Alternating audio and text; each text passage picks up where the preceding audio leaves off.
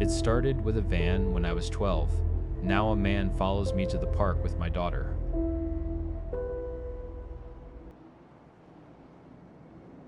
Some people are just magnets for bad luck.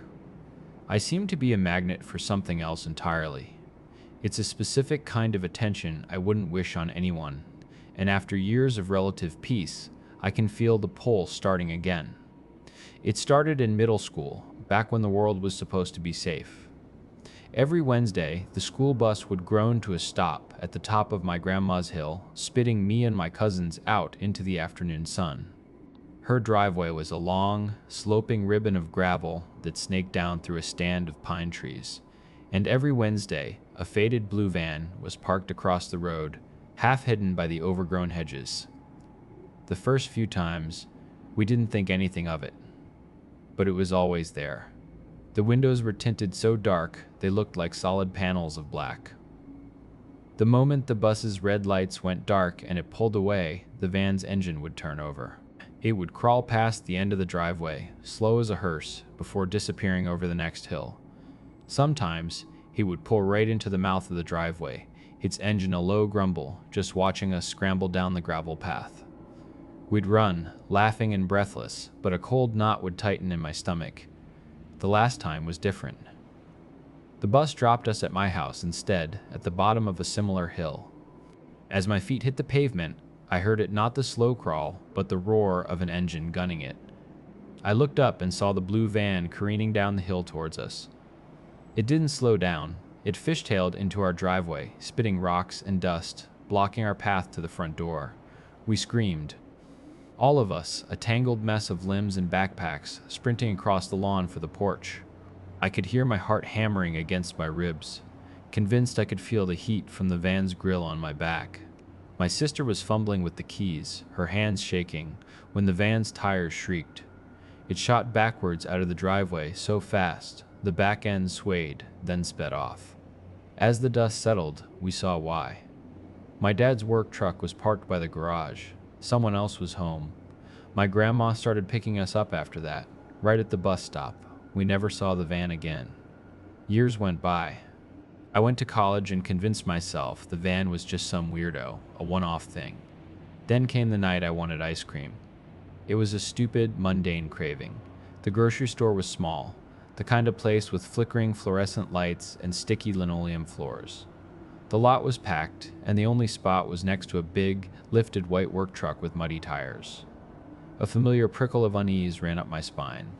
The memory of the van was always there, just under the surface.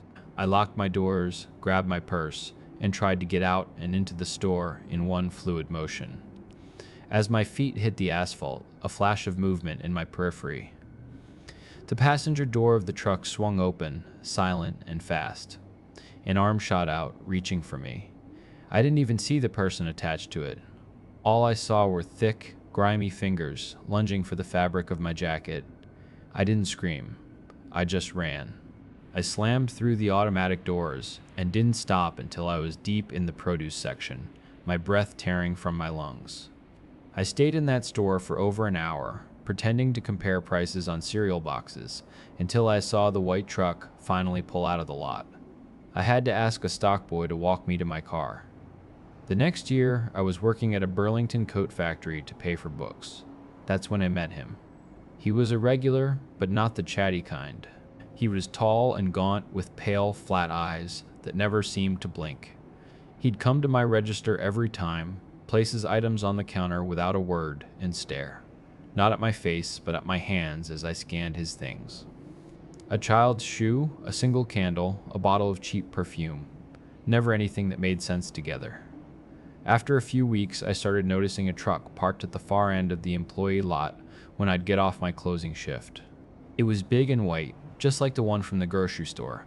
I told myself it was a coincidence. It had to be. But the feeling of being watched was back, heavier than ever.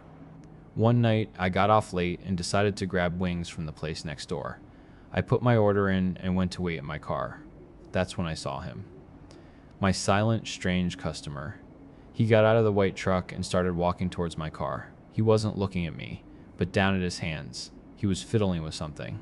In the orange glow of the parking lot lights, I saw what it was. a long, black strip of plastic. He was pulling it tight over and over, a sound carried on the thin night air. The sharp, distinct zezzup of a cable tie. I didn't even wait for my food. I threw the car in reverse, tires squealing, and got out of there.